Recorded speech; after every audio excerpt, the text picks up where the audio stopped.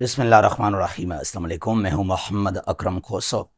आज डिस्कस करते हैं, समझते हैं, इज यूनाइटेड नेशंस रिलेवेंट इन 2025?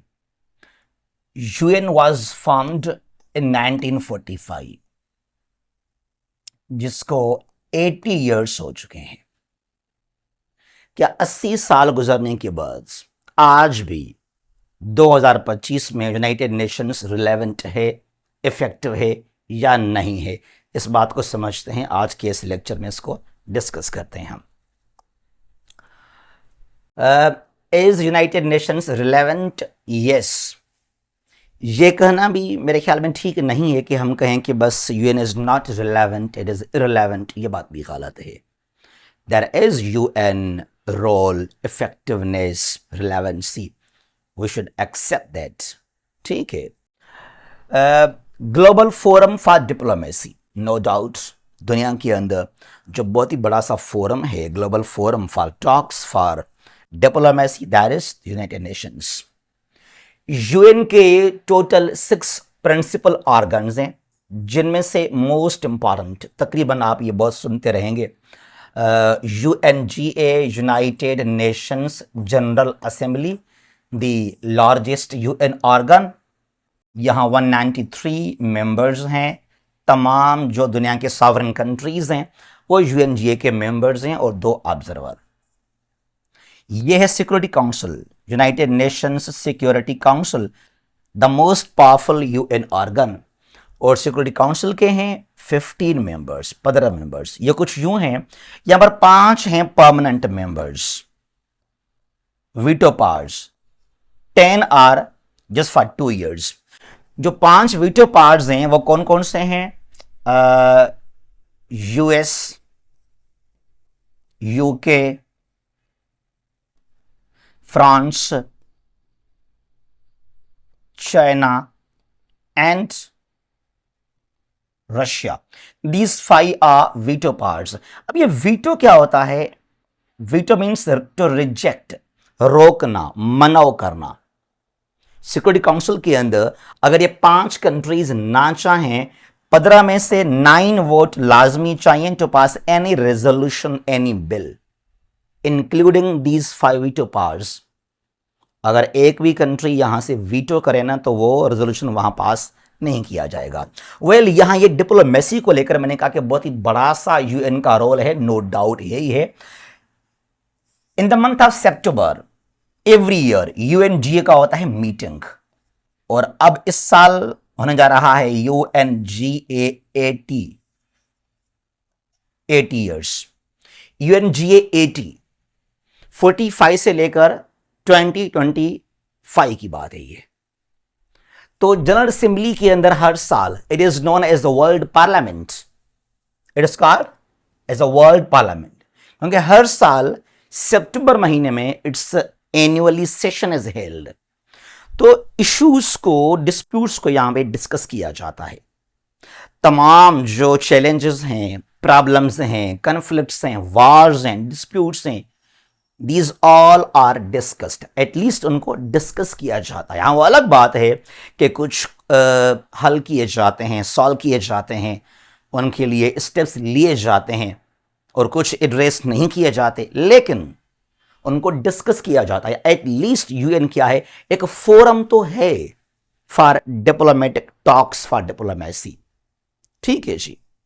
अच्छा, नंबर 2 यहां पर क्या है कि peace keeping and conflict resolution. जी बिल्कुल, ये बात भी है। हाँ, वो अलग बात है, काफी यूएन वीक है, कुछ कमजोर है, बट अगेन काफी इफेक्टिव है। जो यूएन का रोल है उसको मुकम्मल तौर पे हम रिजेक्ट नहीं कर सकते हैं। Security council, UN security council, इसका मतलब ही क्या है? To provide security to the whole world. जो दुनिया में कन्फ्लिक्ट्स हैं, कन्फ्लिक्ट्स या डिस्प्यूट्स हैं, उनको एड्रेस करना किसका काम है? वो काम है सिक्योरिटी काउंसिल का। और किसी भी जंग को, वार को स्टॉप करना, सीज फायर करना, सीज फायर किसका काम है? सिक्योरिटी काउंसिल का काम है ये भी। ठीक है जी। उसके अलावा अगर कहीं पर कोई जंग स्टॉप नहीं हो रहा, वहां पर लोग मर रहे हैं, there is threat to world peace and security, खतरा है ह्यूमन राइट्स को, तो यूएन की अपनी ये फौज है, UN peace keeping force, also called blue helmet, इसको यूएन वहां पे डिप्लॉय, वहां पे लॉन्च कर सकता है टू मेंटेन पीस देयर। और फिर यहां पर ये आईसीजे, एक यूएन का एक और ऑर्गन है, international court of justice in दी हैग्स। जो यूएन के 6 ऑर्गन्स हैं उनमें से 5 का हेडक्वार्टर्स कहां पर हैं? न्यूयॉर्क अमेरिका के अंदर। और ये एक आईसीजे कहां पर है? दी हैग नेदरलैंड्स यूरोप के अंदर। आईसीजे के जो हैं 15 जजेस हैं फॉर 9 ईयर्स, और काफी इफेक्टिव रोल है आईसीजे का। इसके जो वर्डिक्शंस हैं वो काफी इंपॉर्टेंट हैं। हाँ, मैंने वही बात अगेन आई वुड से कि काफी वीकनेस है काफी हद तक यहां, क्योंकि जो पावरफुल कंट्रीज हैं वो अमेरिका है, वो फ्रांस है, यूके है, चाइना, वो रशिया है, उनकी इसमें इन्वॉल्वमेंट, जो उनका जो इन्फ्लुएंस है, इंटरफ्रेंस है, तो कुछ हद तक यूएन कमजोर है, वरना जो किरदार है यूएन का रोल है उसको डिनाई आप नहीं कर सकते हैं। पीस कीपिंग फोर्स को कई मरतबा लॉन्च किया गया, सेंड किया गया, डिप्लॉय किया गया, कोंगो अफ्रीका के अंदर, मिडल ईस्ट के अंदर, बाल्कन कंट्रीज के अंदर, सरीबिया के अंदर, कोसोवो के अंदर। तो इस रोल को आप डिनाई नहीं कर सकते हैं। क्लियर? अच्छा, उसके बाद क्या है? International law and human rights. International law and human rights, well, चाहे UNGA, United Nations General Assembly, चाहे यूएन सिक्योरिटी काउंसिल और आईसीजे, जो यहां पास किए जाते हैं रेजोल्यूशंस यूएनजीए के अंदर, सिक्योरिटी काउंसिल के अंदर, तो ये जो रेजोल्यूशंस हैं फिर यहां से लॉ बन जाते हैं। और यहां पर ये जो वर्डिक्शंस हैं आईसीजे के, तो यहां से लॉ बन जाता है। इंटरनेशनल लॉज यहां से बनाए जाते हैं। मसलन 1949 में जिनेवा, बहुत सुनेंगे आप about POWs for prisoners of war, Geneva conventions on POWs, जो राइट्स हैं सोल्जर्स के, उन चीजों को लेकर, ठीक है जी। या उसके बाद जो है 1982 की बात है, UNCLOS कानून है एक, United Nations convention on the law of the seas, जो वाटर डिस्प्यूट्स हैं उनको हल करने के लिए। काफी ये भी लॉज है ना, we have to respect them, ठीक है। उसके अलावा आप बहुत सारे सुनेंगे, देखा जाए तो जिस तरह जो है एनपीटी साइन किया गया, non proliferation treaty, signed in 1968, effective हुआ इन 1970। तो उसके बाद चाहे 4-5 कंट्रीज के पास, इंडिया है, पाकिस्तान है, नॉर्थ कोरिया और Israel, they become atomic power countries after the NPT. लेकिन आप इस बात को यूं समझें कि 1945 से लेकर 1970 तक 25 इयर्स में 5 कंट्रीज बने एटॉमिक पावर, जो आज ये 5 हैं वीटो पावर्स। अमेरिका है, रशिया, फ्रांस, यूके और चाइना। 25 इयर्स में यहां पर बन गए हैं 5 कंट्रीज न्यूक्लियर पावर। और 70 से लेकर आज 2025 है, 55 इयर्स में बन गए हैं जस्ट 4 कंट्रीज एटॉमिक पावर। तो काफी हद तक इफेक्टिवनेस तो है ना यूएन का, जिसको आप डिनाई नहीं कर सकते हैं।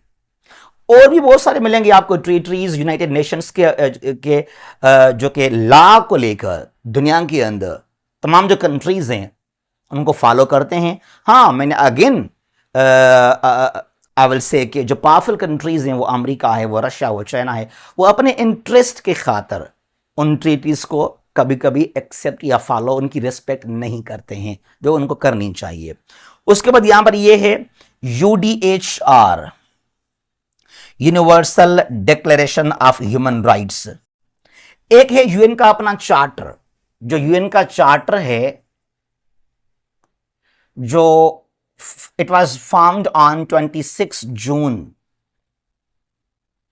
1945 को ये साइन किया गया इन सैन फ्रांसिस्को, और 24 अक्टूबर को इस पर अमल किया गया, इफेक्टिव ये हो गया जब यूएन को बनाया गया। तो जो यूएन का चार्टर है उसमें कोई ह्यूमन राइट्स को लेकर इतने चीजें मेंशन्ड नहीं है। It's about UN role, wars and agreement, states के बारे में है वो। उसके बाद क्या होता है कि universal declaration of human rights, Paris में ऑन 10 दिसंबर 1948 यूएन ने पास करवाया एक लॉ, जो कि ह्यूमन राइट्स को लेकर दुनिया का आज सबसे बड़ा डिक्लेरेशन है, यानी कि लॉ है। इसमें 30 आर्टिकल्स हैं अबाउट ह्यूमन राइट्स। ठीक है जी, तो इन चीजों को भी आप जो है लाजमी देख सकते हैं। उसके बाद यहां पर है maintenance of the sovereignty of weak and small states. Global south को आप ले लें, जो हमारे पास ग्लोबल साउथ है क्या है, वीक स्मॉल कंट्रीज हैं, चाहे यहां पे अफ्रीका के अंदर या साउथ अमेरिका के अंदर या एशिया के अंदर, जो स्मॉल कंट्रीज हैं, वीक कंट्रीज हैं, जो उनकी सॉवरेंटी है वो काफी हद तक महफूज है, काफी हद तक सिक्योर है, वो सेफ है। हाँ, वो अलग बात है कि यहां पे रशिया ने अटैक किया यूक्रेन के ऊपर, आप कहेंगे कि रशिया ने अटैक किया यूक्रेन के ऊपर, ठीक है जी, रशिया ने वायोलेट किया यूक्रेन की सॉवरेंटी को, इंटीग्रिटी को। उसके अलावा जो यूएस, अमेरिका ने अटैक्स किए यहां पर जो हैं वो शाम के ऊपर, यहाँ पे लिबिया के ऊपर, यहाँ यमन के ऊपर, और जो हैं यहाँ पर इराक पर। तो जो अमेरिका के एक्शंस हैं, इजराइल के आजकल एक्शंस हैं अगेंस्ट ईरान, तो काफ़ी हद तक यहाँ पर जो है कमज़ोरी है। बट अगेन, जिस तरह 1945 से पहले दुनिया में क्या था, एक कानून था जंगल का, माइट इज राइट। पहले तो हमने क्या तारीख को पढ़ा है कि उस शहनशाह ने, उस बादशाह ने जाकर वहां पर हमला किया और पूरे शहर को जला के राख कर दिया। एटलीस्ट अभी ऐसा नहीं हो रहा। काफी हद तक जो सॉवरेंटी है सॉवरेन कंट्रीज की, जो स्मॉल और वीक कंट्रीज हैं, काफी हद तक सिक्योर एंड प्रोटेक्टेड है वो। ठीक है जी। अच्छा, उसके बाद क्या है कि एड्रेसिंग ग्लोबल चैलेंजेस, जो दुनिया में चैलेंजेस हैं, बहुत सारे इश्यूज हैं, मसलन कैसे ग्लोबल चैलेंजेस को लेकर हमारे पास, हमने खुद ऑब्जर्व किया, आज दुनिया में है ग्लोबल वार्मिंग, क्लाइमेट चेंज पूरे दुनिया के अंदर, ग्लोबल वार्मिंग। ठीक है जी। इसको काउंटर करने के लिए देखिए जरा, 1992 को हुआ अर्थ समिट, यहां ब्राजील के शहर राओ डी जनरियो के अंदर अर्थ समिट वाज हेल्ड। ठीक है जी। और उसके बाद 1995 में यहां पर कॉन्फ्रेंस ऑफ पार्टीज मिलेंगे आपको। हाँ, वो अलग बात है कि 2015 में जब हुआ पेरिस का अग्रीमेंट, तो उसको 18 में जब ट्रंप आया, 17 में, तो ट्रंप ने यहां से यूएस को बाहर कर दिया यूनिलैटरली। काफी गलत किया वो। अगर पेरिस अग्रीमेंट को प्रॉपरली फॉलो किया जाए, इस पर अमल किया जाए, तो हम काफी हद तक जो है वो काउंटर कर सकते हैं ग्लोबल वार्मिंग को। ठीक है। बट अगेन काफी हद तक जो है वो स्टेप्स लिए गए। 1997 का क्योटो प्रोटोकॉल, यहां पे जापान के अंदर 1997 का क्योटो प्रोटोकॉल, तो यहां शर्म एल शेख के अंदर या बाकू अजरबैजान के अंदर काफी स्टेप्स लिए गए टू काउंटर क्लाइमेट चेंज। ठीक है। But again I would say कि जो यूएसए है, वो अमेरिका है, वो चाइना है, वो यूरोपियन कंट्रीज हैं, वो आज इंडिया है, तो ये मेन रीजंस हैं, कल्प्रिट्स हैं, because they are responsible for carbon emission because of industries. उसके अलावा यहां पर ये क्या है, ये कोविड-19 को लेकर काफी एक्शन लिया WHO, वर्ल्ड हेल्थ ने। और इससे पहले क्या हुआ था, 2000 ये जो है 14 की बात है, एंड 2014 ये वो कंट्रीज हैं अफ्रीका के अंदर, ये यहां पे गनिया है, गनिया बिसाओ है, ये सीरा लियोन, ये लाइबेरिया, यहां पर ये 3-4 कंट्रीज हैं। यहां हुआ था एबोला वायरस, 2014 की बात है ये, और ये बहुत ही खतरनाक वायरस था। उसको जल्दी काउंटर किया वर्ल्ड हेल्थ ऑर्गेनाइजेशन ने। उसके अलावा स्मॉल पॉक्स को आप देख लीजिएगा, ख़त्म किया गया, और पोलियो के खिलाफ काफ़ी हद तक एक्शन लिया यूनाइटेड नेशंस के एजेंसी WHO ने। तो काफ़ी हद तक यहाँ पर जो है UN ने जो ग्लोबल चैलेंजेस हैं, थ्रेट्स हैं, उनको काउंटर करने के लिए काफ़ी स्टेप्स लिए गए, जिनको आप लाजमी अप्रिशिएट करें। ठीक है जी। अच्छा, फिर यहाँ पर है ह्यूमैनिटेरियन एड एंड डेवलपमेंट। यहाँ जो UN की एजेंसीज हैं, इनका बहुत बड़ा किरदार है, इनका बहुत बड़ा रोल है। UNHCR, United Nations high commissioner for refugees, चाहे रोहिंग्याज हों म्यांमार के अंदर, या जो हैं शाम के रेफ्यूजीज हों, इवन यूरोपियन कंट्रीज के अंदर, जहां भी काफ़ी हद तक UN ने सपोर्ट किया रेफ्यूजीज को, उनको पनाह दिया गया, उनके लिए कैंप्स बनाए गए, उनके लिए जो हैं वो वहाँ पर हेल्थ के जो सहूलियात हैं उनको जो हैं प्रोवाइड किए गए हैं। तो काफ़ी हद तक जो है रेफ्यूजीज़ के लिए UNHCR ने काम किया है, और ये अभी भी काम कर रहा है। यह world health, WHO world health organization काफ़ी एक्टिव रहता है। कोई पेंडेमिक हो, कोई डिजीज़ को काउंटर करने के लिए there is big role of WHO। उसके अलावा यहाँ पर यूनिसेफ, बच्चों के लिए united nations international children's emergency fund. During emergency, कोई जंग है, सिविल वार है, अर्थक्वेक है, सैलाब हो, तो बच्चों के लिए काफ़ी एक्टिव रहता है यूनिसेफ। बच्चों के लिए मेडिसिन हो, खाने पीने की चीज़ें हों, बहुत कुछ। फिर यहाँ पर यह UNESCO, united nations education scientific and cultural organization. UNESCO जो वर्ल्ड हेरिटेज साइट्स हैं, हमारे पास यहाँ मोहनजोदड़ो है, शाही किला है, शालीमार गार्डन है, और रोहतास फोर्ट है, टेक्जिला है, तख्त भाई है। या दुनिया में इस तरह के हज़ारों साइट्स हैं अंडर यूनेस्को। उनके लिए फंड्स कहाँ से आते हैं? From UNESCO. एजुकेशन को लेकर डिफरेंट एक्शंस लिए गए, डिफरेंट रिपोर्ट्स रिलीज किए गए हैं। तो काफ़ी एक्टिव रहता है यूनेस्को। और ये है ILO, it works for labours, international labour organization. Labours का जो टाइम, जो वर्किंग आवर है, वो 8 आवर्स, इंटरनेशनली 8 आवर्स मुकर्रर किए गए हैं कि इससे ज़्यादा मजदूरों को आप काम नहीं करवाएंगे। ठीक है जी, वरना आपके खिलाफ एक्शन लिया जाएगा। और ये फूड को लेकर, फूड एंड एग्रीकल्चरल ऑर्गेनाइजेशन, तो जो उनके एजेंसीज हैं वो काफ़ी एक्टिव रहते हैं। ठीक है जी। अच्छा, उसके बाद हमारे पास यहां पर क्या है कि is united nations relevant? No, नहीं। 2025 में अभी यूनाइटेड नेशंस रिलेवेंट क्या है? बिल्कुल भी नहीं है। उसका वजह क्या है? Failure to prevent major conflicts and wars. बिल्कुल ठीक कहा। दुनिया में आज कितने वार्स हैं? यह काम है सिक्योरिटी काउंसिल का। सिक्योरिटी काउंसिल, UN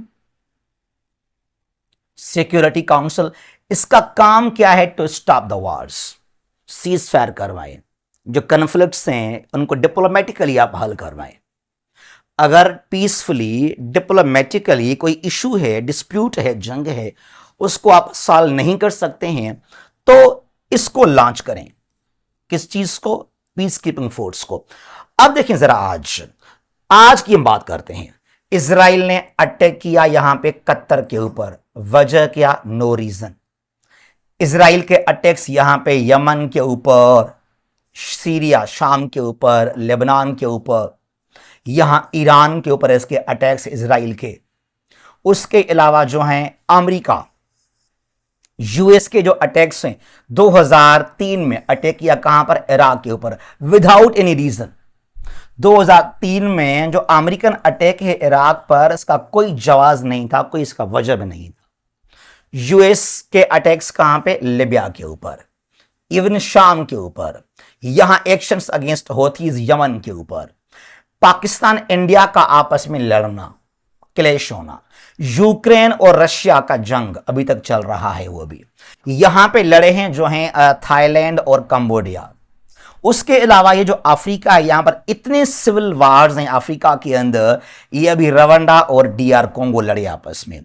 उसके अलावा ये सूडान, और यहां पर चार्ट की बात करेंगे तो, और फिर रवांडा के अंदर 1994 में जिनोसाइड हुआ। यहां कंबोडिया के अंदर जो है वो जिनोसाइड हुआ 1970s की बात है। तो दुनिया में इतने सारे क्लेशेस हैं, कन्फ्लिक्ट्स हैं, वार्स हैं, कौन रोक रहा है इनको? कोई इनको रोक नहीं रहा। यूएन, जो इजराइल ने तबाह कर दिया गजा को, यहां पर गजा के ऊपर जो अटैक्स किए इजराइल ने, ये एक बहुत बड़ा सा जेनोसाइड, एक मस्कर है। यूएन कहां पर है? Silent, failure. ठीक है जी। तो जो मेजर कन्फ्लिक्ट्स हैं आजकल, ये वार्स हैं, उनको यूएन स्टॉप नहीं कर सकता। UN has failed to stop them. फिर यहां पर क्या है? जियोपॉलिटिकल राइवलरीज, बिल्कुल भी कोई कोऑपरेशन तो है ही नहीं। देयर इज नो कोऑपरेशन, बस नफरत है, टसल है, क्लेशेस हैं यहां पर। ठीक है, अब वो कैसे, जरा इस बात को और समझते हैं। एक बार फिर से एक कोल्ड वार हमें देखने को मिल रहा है। यहां पर ये यूएसए और यहां पर ये जो है, यहां पर ये चाइना। अब ये ताइवान को लेकर काफी अमेरिका यहां पर एक्टिव है, ताइवान के अंदर, even in the Indian ocean. और ये जो आसियान के मेंबर्स हैं, यहां इनको सपोर्ट कर रहा है अमेरिका कि आप जो है वो एंटी चाइना बन जाएं। क्वाड को बनाया गया, क्वाड के अंदर यहां खुद अमेरिका मेंबर है, यूएसए है, यहां पे जापान है, इंडिया है, ऑस्ट्रेलिया है, टू काउंटर चाइना। तो ये क्या है? ये रेवलरीज हैं, ये जो है दुश्मनियां हैं।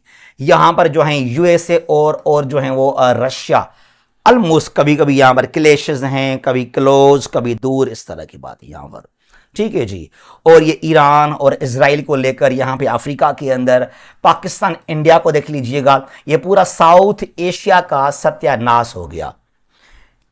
साउथ एशिया में कोई डेवलपमेंट नहीं है, क्योंकि यहां पे जो दो कंट्रीज हैं, इंडिया और पाकिस्तान, इनकी आपस में क्या है? टसल्स हैं, लड़ाइयां हैं।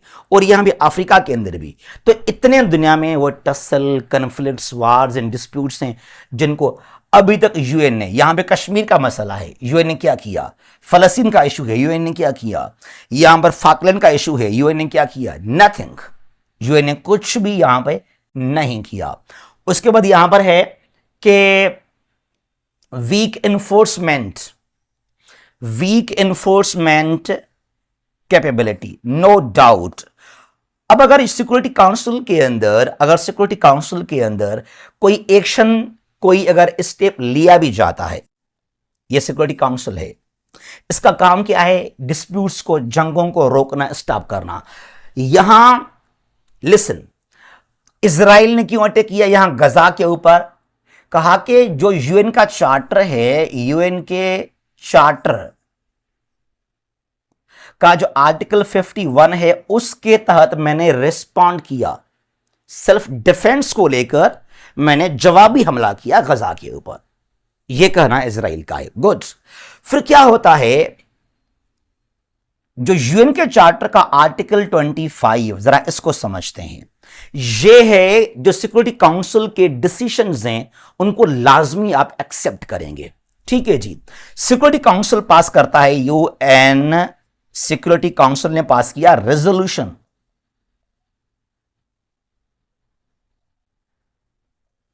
रेजोल्यूशन 2728। कब की बात है? 25 मार्च की बात है। 2024 के अंदर जितने भी सिक्योरिटी काउंसिल के रेजोल्यूशंस हैं सीज फायर करने के लिए, जंग को स्टॉप करने के लिए, दे ऑल आर बाइंडिंग। उन पर जल्द से उसी वक्त इमीडिएटली अमल होना चाहिए। तो जब Israel 51 article of the UN charter के ऊपर अटैक करता है गजा के ऊपर, तो आर्टिकल 25 के तहत इजराइल जो है वो सीज फायर क्यों नहीं करता? अब सिक्योरिटी काउंसिल ने तो कह दिया कि भाई आप जंग को स्टॉप करें, नहीं कर रहा हो। तो जो एक इफेक्टिवनेस है, जो यूएन के रेजोल्यूशंस हैं, डिसीजंस हैं, उनको कौन इंप्लीमेंट करवाए? There is no mechanism, there is no a powerful mechanism to implement, to execute their orders? कुछ नहीं है। आईसीसी ने क्या किया, इंटरनेशनल क्रिमिनल कोर्ट ने, यह नवंबर महीना है, नवंबर 2024 में आईसीसी ने नेतन्याहू के अरेस्ट वारंट इशू किए हैं। और अमेरिका ने कहा कि आप हैं कौन? अमेरिका ने कहा, खुद इजराइल ने कहा कि हमारे खिलाफ ये आईसीसी कौन है? तो खुद बेचारा आईसीसी रोने लगा कि भाई मुझसे गलती हो गई है। तो ये हाल है वो। तो अब यहां पे क्या है, अगर आर्टिकल 25 के तहत वो कंट्री सीज फायर नहीं करता, वो कंट्री जो अग्रेसिव कंट्री है वो जंग को जारी रखता है, तो फिर यहां पर क्या है, यूएन के चार्टर में टोटल 111 आर्टिकल्स हैं। अब यहां आर्टिकल 41 से लेकर 46 तक यूएन के जो चार्टर के आर्टिकल्स हैं 41 टू 46, ये लिखा हुआ है इनके अंदर कि उसके बाद सिक्योरिटी काउंसिल एक्शन ले।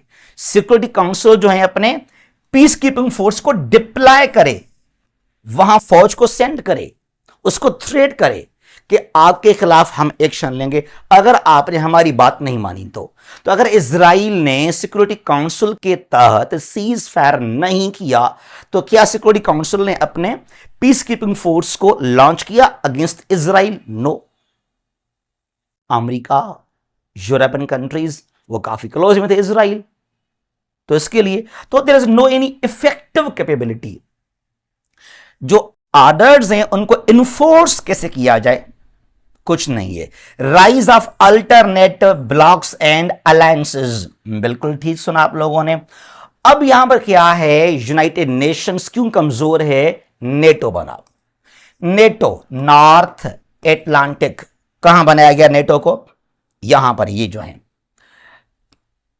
North Atlantic Treaty Organization made in 1949। भाई हमें खतरा है, कहां से खतरा है? हमें खतरा है सोवियत यूनियन से। यूरोपियन कंट्रीज ने कहा, अमेरिका कनाडा ने कहा। जब सिक्योरिटी काउंसिल है, यूएन पीस कीपिंग फोर्स है, तो क्या रीजन नेटो को बनाने का कि हमें खतरा है सोवियत यूनियन से? दैट मीन्स के यूएन को आप लोगों ने किया नजरअंदाज। और फिर यहां से क्या बन गया? फिर यहां से बन गया वार्सा पैक्ट। यह है पोलैंड,